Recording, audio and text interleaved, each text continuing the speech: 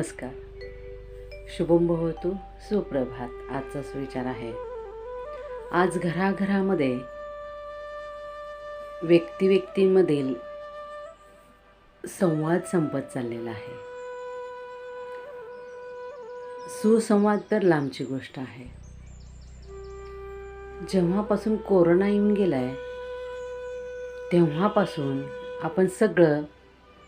आपण सर्वजण सोशल मीडियाच्या माध्यमातून एकमेकाशी संवाद साधतो आहे किंवा सोशल मीडियावरती आपला जास्त वेळ जातो आहे.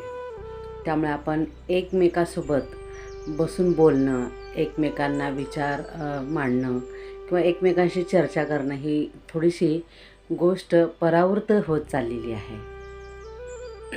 संवाद संपलेला आहे असं काहीसं वाटत असताना आपलं ऐकून घेणारं कोणीच नाही ही भावना लहानांपासून वृद्धांपर्यंतच्या मनामध्ये आहे. परवाच एक 5-6 महिन्यापूर्वी एक 9वीत असलेल्या मुलाने आत्महत्या केली आणि त्याने चिठ्ठीत लिहून ठेवलं होतं की गेले 8-10 दिवसापासून मी आईबाबांना काहीतरी सांगायचा प्रयत्न करतोय, पण माझं ऐकून घ्यायला त्यांच्याकडे वेळच नाही. माझ्या मनाची घालमेल, माझ्या मनातील विचार मी कुणाला सांगायचं, त्यापेक्षा आपण ह्या जगात नसलेलंच बरं असं म्हणून त्यांनी आत्महत्या केली. ही किती भयावह परिस्थिती होत चाललेली आहे. परदेशात तरी म्हणे लिसनर म्हणजे की असे हॉटेल सेट की ज्या ठिकाणी तुमचं 1-2 तासाचं मनोरंजन होतं, तुम्हाला तुमचं मन मोकळं करण्यासाठी पैसे देऊन एखादी व्यक्ती येते आणि 1-2 तास तुम्हाला गुंतवून ठेवते, ती गुंतत नाही.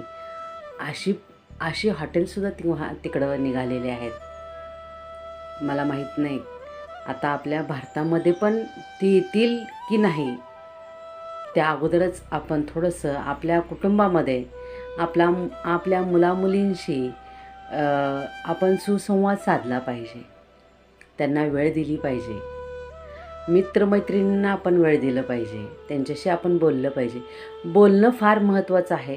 सोशल मीडियाच्या माध्यमातून व्हॉट्सअप, फेसबुक आहे, ट्विटर आहे, ह्या माध्यमातून आपण एकमेकाशी संपर्क साधतो आहे, पण प्रत्यक्षात मात्र आपला संवाद कुठंतरी संपत चालला आहे आणि ही गांभीर्याने घेण्याची गोष्ट आहे.